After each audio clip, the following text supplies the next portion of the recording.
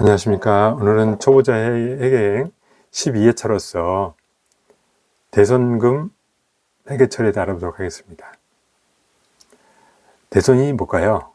대손이라는 것은 매출채권이라든지 대여금, 미수금 이런 수치채권이 있는데 이걸 채무자의 파산 등으로 해서 받지 못하는 경우 발생하는 손실을 말합니다.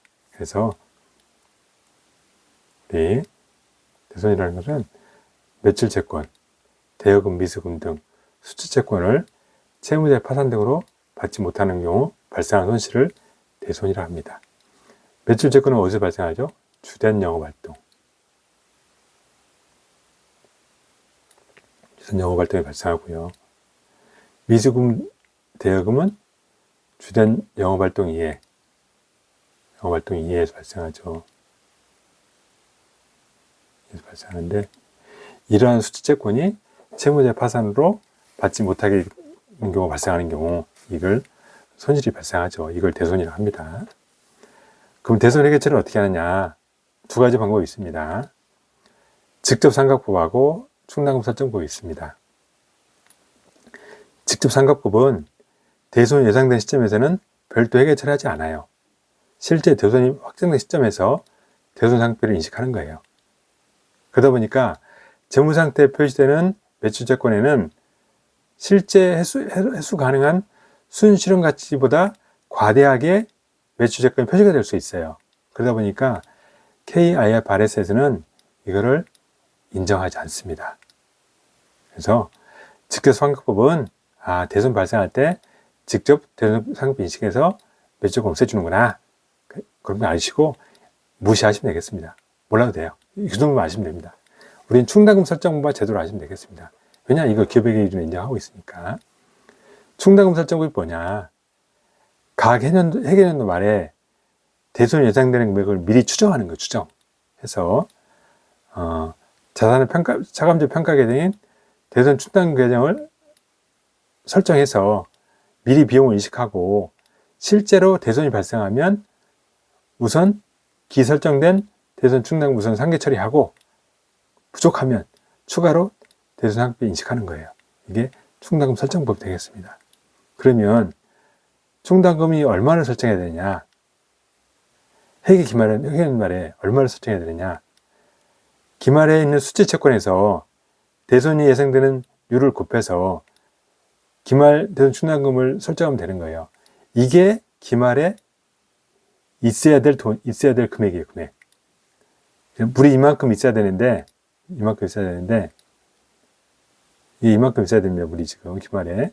근데 현재 이만큼밖에 없어요. 물이. 그러면 이만큼 부족하지 않습니까? 부족하죠. 이거를 추가로 설정하라는 거예요. 보충해줘라. 부족분 보충해줘라.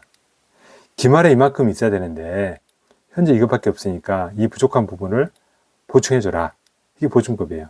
충당금 설정법이 이겁니다. 기말 대손 수치채권에서 추정률을 곱했을 때 이만큼이 기말에 있어야 돼요. 충당금이 쌓여 있어야 돼요. 근데 현재 기설정된 게 이거보다 적다. 그러면 부족분만 추가 설정하라는 거예요. 그래서 기말에 이게 만약에 100이 있어야 되는데 이게 80밖에 없다. 그럼 얼마나 부족합니까? 20 부족하죠. 20을 기말 회계 처리할 때 보충해줘라. 채워줘라. 물 부족한 채워주라는 거예요. 이걸 뭘로? 대손상각비하로 해가지고 충당금 증가시켜주라. 그래서 요게 이 부족분 20이 80이 100이 되게 만들어라. 이게 대손 설정법이 되겠습니다. 아시겠죠? 그래서 기말에 이만큼 있어야 되는데 현재 얼마 있다. 그럼 부족한 부분을 갖다가 회계연도 말에 더 설정해라. 대손상각비 충당금 설정해라. 이게 충당금 설정법이 되겠습니다. 예, 이해되시죠? 이해되셔야 됩니다. 자, 그럼 회계 처리 한번 보도록 하겠습니다. 2020년 10월 30일 예상매출금 잔액 1,000만 원에서 1% 대손 예상된다. 여기 1,000만 원에 대해서 1번 대상이 된대요. 그럼 이게 기말에 있어야 한다는 얘기. 기말에 얼마 있어야 된다고요? 10만 원 있어야 된다는 거예요. 근데 현재 설정된 금액이 없어요. 이게 제로입니다, 제로. 10만 원 있어야 되는데, 지금. 그럼 얼마 설정해야 됩니까? 10만 원 설정해야 되겠죠. 그래서 보충 10만 원 해주는 거 보충해 주는 겁니다. 대손상각비, 판매비 관리비 10만 원 자변, 충당금 10만 원. 그래서 충당금이 얼마 된다? 제로가 10만 원이 된다. 바뀐다. 이게 충당금 설정법입니다. 아시겠죠? 네. 이제 되실 거 믿습니다. 자, 그래서 10만 원 설정했어요. 충당금 설정해놨어요. 근데 그 다음 연도 3월 30일 날 거래처 파산으로 실제 예상 매출 15만 원이 회수 불가능의 대손이 발생했네요. 확정됐어요. 그러면 이제 대손 처리됐으니까 대손 매출, 예상 매출 없애줘야 되겠죠. 15만 원 없애주고요. 자산의 감소 대변. 근데 충당금 얼마 있어요? 10만 원 있었죠. 충당 설정 뭐죠? 대손이 발생하면 충당금 잔액을 먼저 상기 처리한다고 그랬잖아요. 10만 원 있어요. 상기 처리. 10만 원 상기 처리해주고 부족분 추가 대손학비 인식한다고 그랬죠. 55만 원 부족한 걸 판매비 관리비 대손 5만 원 인식한 겁니다. 그렇게 회계 처리했고요. 그런데 2020년 10월 20일 날 3월 30일 대손 처리한 게 해소가 됐네요. 거래처가 다시 우리 어떻게 갚았어요. 그러면 돈이 들어온 거죠. 그럼 현금 15만 원 차변 자산의 증가. 그러면 대손 처리했는데 들어와버렸다고? 그럼 취소시켜야 되겠죠. 취소시키면 되는 겁니다. 충당금이 10만 원 처리했으니까 다시 충당금 보완시켜주고 비용 50 인식했는데 대손상금 인식했는데 이거 취소시켜주는 거고 취소시켜주고. 그래서 대손 처리했는데 당연히 회수가 되면 그때 대손 처리했던 분기와 반대 분기 해주면 되는 거예요. 반대로. 만약에 상각비 없이 대손 충당만 감소시켰다. 그러면 여기도 대손 충당만 증가시키면 되는 거예요. 대손 충당 상각비를 둘 다 없앴기 때문에 여기서도 충당금 대손 상각비를 다시 이렇게 올려준 겁니다. 아시겠죠? 그래서 꼭 대손 처리 때와 반대 분기를 해두라. 그렇게 이해하시면 되겠습니다. 그러면 이 거래는 뭐냐? 결론적으로 이 예상 매출은 15만 원 회수된 거예요. 회수된 거. 그래서 차변의 현금은 15만 원 잡고요. 대변 예상 매출금 15만 원 해서 예상 회수 거래로 회계 처리가 된 겁니다. 왜냐면 이거 없어지니까. 근데 이것만 잡잖아요. 이것만. 그렇죠? 뭐예요? 파산으로 돈 처리했는데 다시 들어왔어요. 회수됐어요. 그러면 예상 매출 회수한 거죠. 그러니까 현금 15만 원. 예상 매출금 15만 원 감소. 회계 처리되는 겁니다. 아시겠죠? 올해 또 2021년 10월 31일에 예상 매출 잔액 2천만 원 입번 대손이 예상된대요. 그럼 이때 기말 대손 충당금 얼마 있어야 된다는 거예요? 20만 원 있어야 된다는 거예요. 기말에 있어야 돼. 근데 현재 얼마 있습니까? 전기에 10만 원이었죠. 근데 올해 했다가 다시 횟수가 없었으니까 얼마 있어요? 설정전 잔액이 10만 원 있어요. 그러면 20만 원 있어야 되니까 설정이 10만 원 있으면 얼마 더 보충해 준대요. 10만 원 보충하면 되죠. 그래서 대손상각비 10만 원, 충당금 10만 원. 그러면 이게 다시 20만 원 되겠죠. 10만 원 보충해 줘가지고 요게 회계처리인 겁니다. 보충해 주는 회계처리. 그래서 기말에 이게 있어야 되니까. 기말 채권 잔액 추정률에 이게 기말 대손 충당금에 있어야 할 금액이라고 말씀했죠. 그래서 20만 원 채워주기 위해서 10만 원 보충해 준 겁니다. 아시겠죠? 2022년 5월 30일에 전기에 대손 처리되었던 예상 매출금 15만 원 회수가 됐어요. 이게 무슨 말이냐? 여기는 앞에 대손이 안 됐는데요? 그렇게 마시고, 이런 게 있었다. 가정하겠습니다. 회계처리에서. 그러면 현금 15만 원 들어오고요. 회수되면 충당금을 증가시켜줘요. 여기서 환입이라는 쓰지 않습니다. 왜요? 환입된 거 아니에요? 대손 환입된 거? 환입이 맞는데, 환입이라는 말 쓰지 않는다는 거예요. 왜? 이게 충당금을 늘려놨기 때문에 기말에 가면 설정해야 할 대손상각비를 줄여줘. 왜냐면 이게 있으니까 보충을 덜 해주잖아요. 그러니까 결론적으로 이게 수익을 잡아도 이거 비용을 줄여주는 거니까 똑같은 거. 손익계산 미치는 동일해요. 그래서 기업회계 기준에는 기중에는 한입이란 말 쓰지 말고 대손 충당금만 증가시키고 기말에만 대손 한입을 해라. 그렇게 돼 있어요. 보겠습니다. 2022년 10월 30일 예상매입 잔액 2천만 원 돼서 일부 대손이 예상된대요. 그러면 이때 있어야 할 기말 대손 충당금 얼마입니까? 20만 원이잖아요. 근데 이때 얼마 있었습니까? 20만 원 있었죠. 기말이니까. 얼마 했어요? 15만 들어왔죠. 대손 충당금이 35만 원 되는 거예요. 설정 전에.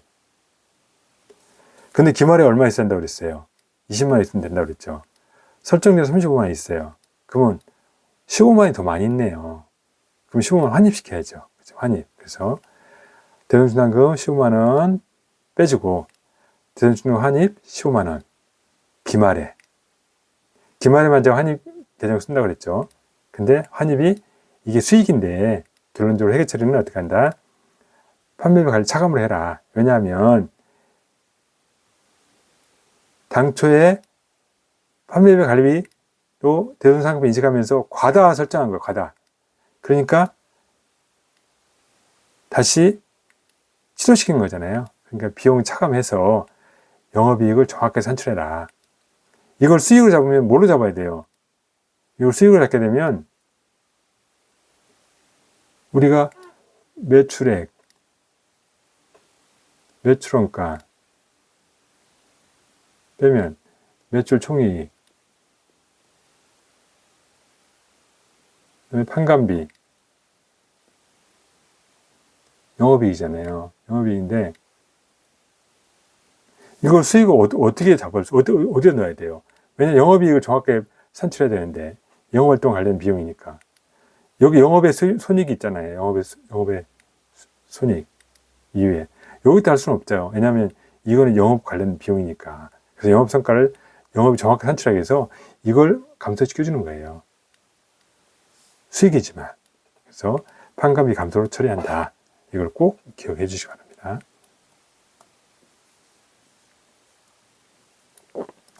그러면 이제 저희가 영업활동 관련 미수채권 회계 처리를 했어요.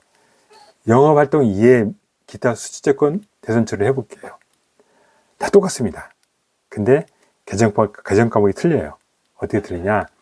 이거는 영업활동 이외니까 대손상별 영업의 비용을 인식을 해요. 설정할 때. 근데 앞에 기타의 대손상급이 있습니다. 기타의 대손상급이라는 개정을 써서 100을 잡아주고요. 대손상 100 떴습니다.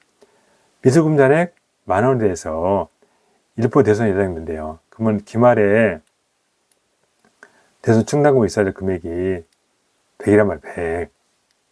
뭐 현재 없으니까 100을 설정해 주는 거죠. 잡고. 근데 여기에 죄송합니다. 기타의가 들어가 있어요. 기타의 대손상각비. 영업의 비용으로. 아시겠죠? 영업활동 이해차권이니까. 그 다음인데 매각도 미수금 500이 대손이 발생했네요. 똑같습니다. 충당금 100이 있으니까 충당금 100 우선 처리해주고 나머지 차액은 초과분은 비용 처리하는 거예요. 영업 비용으로. 근데 개정 과목을 대손상각비를 안 쓰죠. 매출 조건 발생 대손상각을 구분하기 위해서 기타의 대손상각비 400 잡고 미수금 제각시켜주고 똑같죠. 개정만 명칭만 틀리지. 또 2020년 4월 30일에 정기에 대손 처리한 채권 400 회수됐대요. 이것도 가정입니다. 가정. 그러면 회계 처리는 현금 400 들어오고 충당금 400 증가시켜주는 거죠. 그죠? 됐죠? 똑같죠? 그러면 충당금 잔액 볼까요? 이때 100이 설정했는데 100이 나갔어요. 없죠? 여기 400 들어왔죠? 대손 충당금 설정 전에 400이 있어요. 기말에 얼마 있어야 된다고 그랬어요? 200 있으면 된대요. 기말 있어야 될 충당금이 2만에 대해서 1%니까 그러면 얼마가 더 많아요? 200이 더 많죠. 200으로 환입시켜야 되겠죠. 그래서 대손 충당금 200 없애주고 대손 충당 환입 200 찼습니다. 여기 200이네요. 죄송합니다. 200 찼습니다. 여기는 영업의 수익으로 처리해요. 왜? 기업회계 기준에서는 영업의 손익 항목에 대해서는 수익과 비용을 명확히 분리해서 표시하라고 되어 있어요. 그래서 비용을 수익으로 차감하고 그러지 말고 비용은 비용, 수익은 수익 표시 각각 구분 표시하라는 거예요. 그래서 이거는 원래 충당 환입 수익이잖아요. 영업의 수익으로 처리합니다. 영업비용 차감하지 않고. 판관비 했을 때는 매출재권 뭐라 그러죠? 판관비 감소로 했죠. 왜냐? 거기는 수익 비용이 없어요. 비용 하나밖에 없으니까 판관비 줄여야지 영업이 정확히 나오는 거고요. 이건 각각 구분하는 얘기예요. 그래서 요게 차이가 있습니다. 차이가. 매출재권하고 주된 영업활동, 이에 미수금, 대여금, 대손, 손익 환입이 요게 차이가 있다는 거예요. 이걸 꼭 기억해 주셔야 됩니다. 그러면 요거는 이제 앞에 했던 내용을 정리한 거예요. 정리한 건데 여기서 다 설명 또 하면 시간이 너무 많이 걸리니까 똑같은 얘기 반복하는 거니까 차이만 할게요. 대손 추산액보다 충당금 설정 잔액이 많으면 기말에 환입한다 그러죠. 환입 계정 쓴다. 그래서 환입 계정 기말에 시점하고 이거는 판관비에 감소 처리한다. 매출재권인 경우 만약에 미수금이라든 그 주된 영업활동 이해 채권이다 그러면 영업의 수익으로 처리한다. 기억하시죠? 그 다음에 정기에 대손 처리하는 게 횟수되면 어떻게 된다? 대손 충당금 증가로 처리한다. 환입을 쓰지 않는다. 환입은 기말에만 쓴다. 아시겠죠? 그래서 이렇게 대손 충당금 설정 안 하면 재무제표가 매출재권 어떻게 표시되냐? 재무상태표에 매출재권이 어떻게 표시가 되느냐? 매출총액 예를 들면 100만 원 있고 대손 충당금이 10,000원 있으면 차감한다고 그랬죠? 평가적 차감 계정이라고 그랬죠? 그럼 매출 순액으로 99만 원이 있구나. 그래서 순실현 가치가 99만 원이구나. 그러면 투자자들이 의사결정할 때 매출재권이 100만 원이 아니고 99만 원이구나. 순실현 가치가 그렇게 인식할 수 있습니다. 그래서 투자자들의 의사결정을 왜곡시키지 않고 정확하게 표시하니까 이렇게 처리하라 되어 있습니다. 아시겠죠? 마지막으로 총정리하면 주된 매출재권에서 발생한 대손 삼각비는 판관비고 영업활동에 미수금, 대여금 발생하는 기타의 대손 삼각비 계정 쓴다. 영업비 비용을 처리한다. 환입액은 기말에만 하는데 매출재권 대손 충당 환입액은 판매비와 관리비 차감으로 회계 처리가 된다. 계정 과목 등 환입을 쓰지만 여기는 미수금은 대손 충당 환입을 처리하고 영업의 수익으로 한다. 반영한다. 정기에 대손 처리됐는데 횟수되면 대손 충당금을 증가시켜준다. 그럼 매출재권이나 미수금이나 동일하다. 그러면 손익 미치는 게 어떻게 되느냐? 매출재권에 관련 손익은 대손 충당금은 영업손익에 영향을 미치고 미수금 관련은 대손 삼각비 충당 환입은 법인세 차감세 순위에 영향을 미친다. 왜? 이 영업의 비용 수익이니까 이건 다 영업비용이잖아요. 판관비잖아요. 그러니까 영업이익 산출 전에 나오는 거잖아요. 그러니까 영업손익에 영향을 미친다. 그래서 이렇게 차이가 있다. 이거 구분해 주시면 좋을 것 같아요.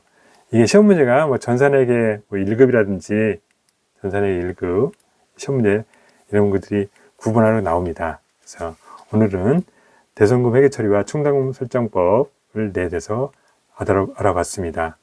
오늘도 경청해 주셔서 감사합니다.